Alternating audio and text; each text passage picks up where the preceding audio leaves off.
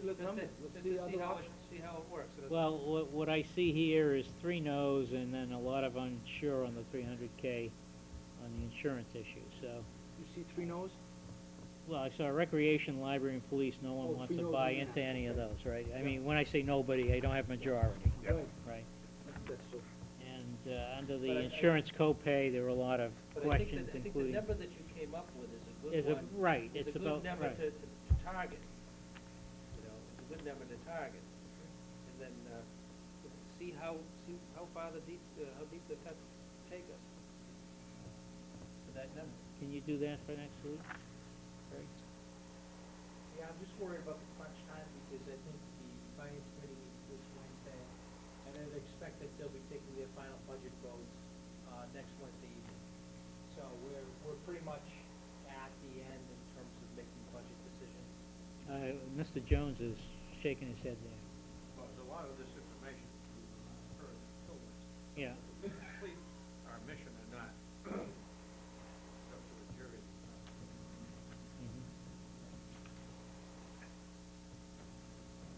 Yeah. Hold on, Dean, for a minute. No, I just think it's a good target number. And I know that crunch time, but, you know, I think. Well, I think- I don't have a problem. In fact, I was hoping tonight that some of our other board members might come up with some other suggestions if they didn't like mine. And, I know Phil's already had his. He's been on this soapbox for a while now, so. But, I'll win you over, boy. I don't have a problem with, asking the town administrator to, look at, potentially other options. And maybe there aren't any that he'd like to present, but certainly we can ask him to, look at other alternatives. Well, And it's gonna then, be- it's gonna be when we ugly. get together next Wednesday, we'll have to make the hard final decision.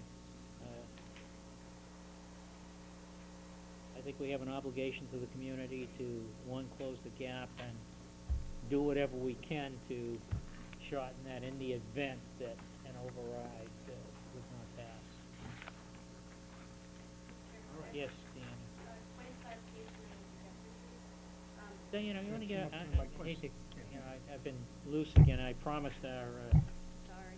videographers that we would, Okay. follow the rules that would help everyone watching. All right, Deanna Castor, 9 Broadway. Just a point of clarification so that when we communicate with our committee members, that I make sure that I'm clear as well. Is it safe to say that what you are looking to do in the next couple of days is to come up with cuts, whatever you want to call them, that would not only, as a consensus, make sure we get to status quo, but that you're looking at trying to find dollars to fund those top 2 line items, which will provide the people and the programs to put the children back to school on Wednesdays without the discussion of an override. Is that fair to say? That's, Fair to say we're looking at it. Yeah, just say we're looking Yeah, at it. I think that- Probably won't happen, though. that certainly is my Maybe a goal. lofty goal at this Right. point. It probably It's, can't happen. Greg, it's the 200, right now, The 202 is gonna be a difficult task. I can't see those numbers. 190 or 166, $356,000 Plus 202,000. right, plus 200. which comes to the 525 number that, You're right, you won't like what I proposed. Right. So, it probably will need an override. But that's your. well, Joe, I think mean, that I'm just the thinking- intent is to ask for at least the way I'm thinking, and I think what the school department was thinking, was they want to go and ask for an override for the Right. $870, or the $871,000. Right. Now, the issue is, if an override doesn't pass, Right, exactly what happens. what happens? Right, I understand that, yeah.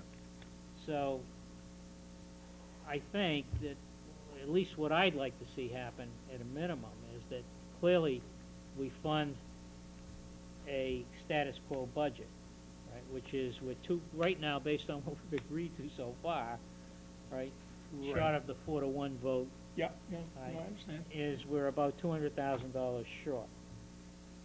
And that gap may be filled a little bit by good news on the insurance. Right. Now, for example, going to 12%, if we get a 12% increase in the insurance, it's it's almost $150,000. Then we're only short $55,000, $60,000. And we haven't included the 35,000 that the school has said that they. No, I've counted got that. that Yeah, I've moved. reduced the 9-something to 910. Which leaves the 375 number. Did I get that right, Steve? 350, right? 356. 350. 356. Yeah, 356 number to get those 7.5 positions To get the filled. Wednesdays Yeah. back, we'll call to get the, I understand Okay. that. I understand. $531,000 minus 150 is, Right. oh my goodness.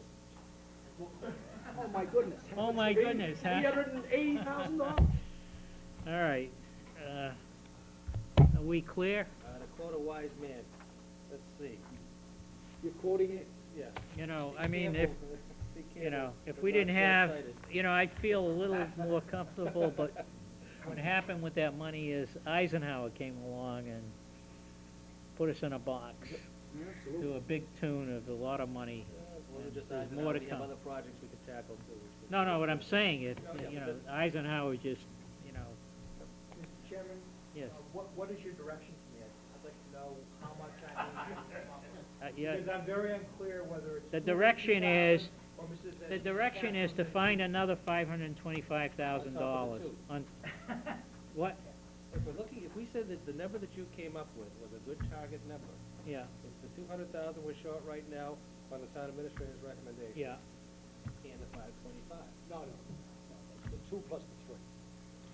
The 2 plus the 3. And just those two there? Huh? Look, I'd be happy with the coming up with a different $525,000. 556,000. Just something to look Again, at. Yeah. it would be nice if these discussions had taken place 30 days ago. This is very difficult. You asked me to do this at the last minute with 1 week to go. The municipal budget was submitted in mid-December. We're having these discussions at the last possible moment. Personally, I feel that it's nearly an impossible task, but I will do what you asked me to do. I'm not happy. And I do want to say, I don't want to give any false hope that this board will agree with what Mr. Valiakonis comes up with. No, I think. Well, I want that think clear, Bob, what's- that, you know. I think what Just to Steve, see options. what Steve is saying is that he'd like to have some additional items to pick from. And, Again, our minds may change on some of these other five if we see the impact of what's being suggested for the other $356,000. Or $550,000. and I can understand where Greg is coming from. He's got to pull all this together, you know. Well, as I said, I have other things that are booked in my calendar. We're trying to hire a police and fire chief. We're going to an Right, assessment center. that's right. I'm losing 2 days as a result of that coming up. Yeah.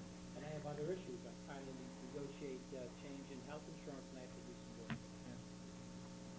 It's something we will do, but it's not again, No. it's something that is, I will be glad to spend some time with you, Greg. on that issue. thank you, sir. Not me. Yeah, I know, because we won't give you No, 531,000. it's tax season. I'm busy. I ain't listening. Busy. You use that excuse all year. Mr. Chairman, No, Greg, I'm here for you. the one thing that I wanted to ask is, Mr. Dardino feels very, very strongly about this $531,000 in stabilization. And similarly, there are $2 billion sitting in a rainy day fund that Brad Jones has initiated legislation along with his, Republican colleagues. And, I sent an email at a request after Marcy Bailey had brought this up so poignantly, is if you feel so strongly about the money that we have available, I would ask that you be united in a letter to whether it's Brad Jones, Senator Tarr, or every other candidate or legislature that needs to be asked. We have an overage of $350,000 for snow and salt. And that $350,000 shouldn't have to hit our budget if you unite as municipalities and ask for support in an emergency situation for snow and salt removal. What could be the downside of asking the state for the funds? The worst thing that could happen is we're in no worse off situation or no better, but just as Brad Jones had sent out in his latest update that he had asked for all of you to sign a letter that gave him some clout to move something forward, I would ask you to turn around and do the same thing. unite as municipalities and ask for that rainy day fund to be given back to the, local municipalities. And, maybe there's another $350,000 or $500,000 that can come back to us. We have sent a letter, we have sent such a letter to Brad Jones already, supporting, his efforts to distribute the rainy day fund. All right, but Steve will comment on that. But I think that rainy day fund issue will be addressed, through the budgetary process on Beacon Hill. I think the legislators across the board are feeling the same pressures, as you say, change the banner on the newspapers, the local newspapers, and the story's all the same. There's an inordinate amount of pressure on the legislature to do something more for local aid in order to offset the cost, mostly for educational purposes, but additionally, this particular season for snow and ice. So I'm pretty confident, and again, what's bogging it down now is this whole issue about casinos. The whole budgetary process is frozen because of the casino issue. And the revenues that can be generated by that, or may not be generated by that, and the appetite that the legislature has to embrace it this year. From what I'm hearing, it's not gonna happen. So it's gonna be between the House and the Senate to work out a budget and a funding mechanism, and my guess is by the time they have that worked out, they'll have sufficient votes lined up to handle an override if the governor decides to do something like that. But you're not gonna see that probably until June, at the earliest. So, what can we count on? All right, that's our problem, is we're not gonna, if there's any more money coming, we're not gonna know about it until after our What town can we meeting. count on? The money that's coming in What is that? if we know the money's coming in, even if it comes in June, it's money that doesn't have to come out of our budget. You're gonna get a pretty good indication once the House budget is filed and once the Senate budget is filed. Then you're gonna see where the variance is in relation to local aid, and where the conference committees are gonna have to iron out the differences. But that will give you more of a flavor for what's to come and what the governor's budget will propose. Too much of that, the lottery, additional lottery revenue that's coming back to us is still tied to the casino portion of it, which isn't gonna happen. It doesn't appear that it's gonna happen. So, those numbers that we're looking at from the governor's budget, I don't hold much credence in right now. It's the legislature that's gonna dictate what comes back. Okay, it's time to move on, we've got articles to review. We're not to recommend anything else tonight, we haven't got the money for it. I just think I should bring them up. Okay, we're gonna take a 5-minute break. For those of you that